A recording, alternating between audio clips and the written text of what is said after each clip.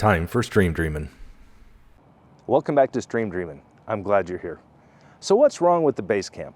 Well, these are the 5 most common issues I see in social media. They're also the top 5 issues addressed by Airstream dealers. In fact, the first few pop up with nagging frequency. Ironically, the Basecamp's coolest feature is also its most common problem, the back door. Seriously, it leaks like a sieve if you don't close it properly. Cool as it is, this door can be a tad touchy, if not downright temperamental. But here are 2 tricks. 1, put a hand on the top half of the door and press as you close it. If you're vertically challenged or inside the Basecamp, don't worry. I find giving the handle a good tug from the inside even more effective. Not convinced? Check it out. If it's bright outside, shut the interior lights off and look at the seal. If you see light coming through the gap, rest assured the door is not properly closed and water will come through that gap just as easily as the light does. Fortunately, the solution is usually simple. Open the door and close it again, with a little more tug this time. Then feel the gap at the top. If it's tight, you're good. If it's not, then the hatch might need to be adjusted. Here again, it's not complex. It's just 2 screws.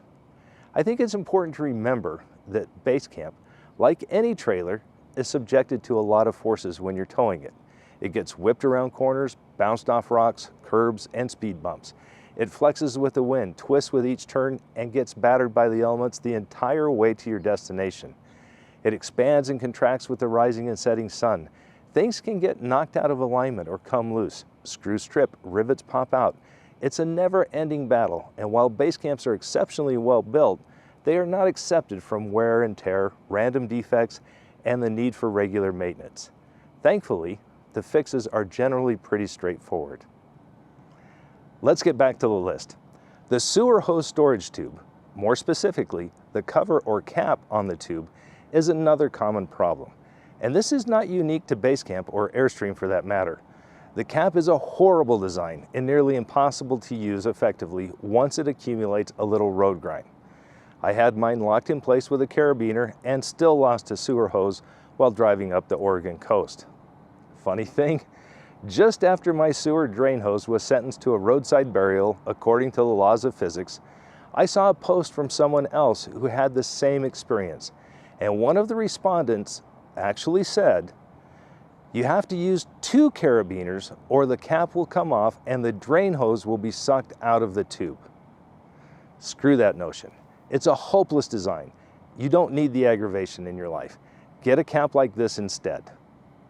It's a $12 solution. Installing it can be a little tricky, but I did a video that'll walk you through it. This is definitely a change Airstream should implement right away. Next on the list, the Suburban Cooktop. Recalls aside, it's not a great product. For me, this is a big deal. I like to cook, and when the weather is bad, I like to cook inside, and I never liked cooking on the Suburban. In its defense, the Suburban Cooktop works. It looks cheap, it doesn't have much oomph, it's a booger to clean, but it's lightweight and functional. However, switching to a Dometic is an easily justifiable solution. Everything about it is better. The grill's better, it lights better, it has more BTUs, it's more consistent. I mean everything. The feel, it is astounding how much difference there is between these 2 units. The next item on the list is also in the kitchen, the faucet. I want to say this is largely a preference issue, but here's the thing. How many owners have replaced the bathroom-style faucet that comes standard in the Basecamp with a kitchen-style faucet? I think it's time to adopt this change at the factory. The big difference between the 2 faucets is clearance. This kitchen-style faucet is simply more practical, and the Basecamp is all about practicality. Let me give you a quick example.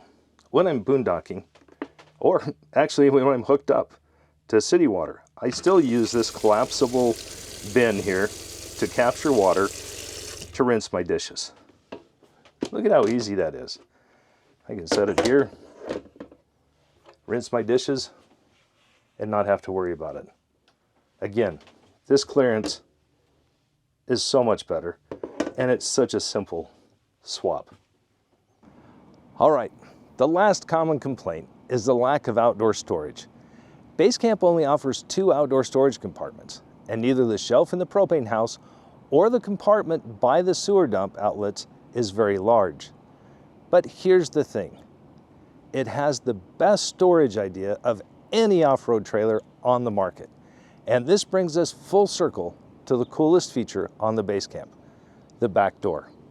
Show me another 16 or 20 foot trailer that has an outdoor accessible compartment that will hold 2 bikes or 2 kayaks or a generator and an air compressor.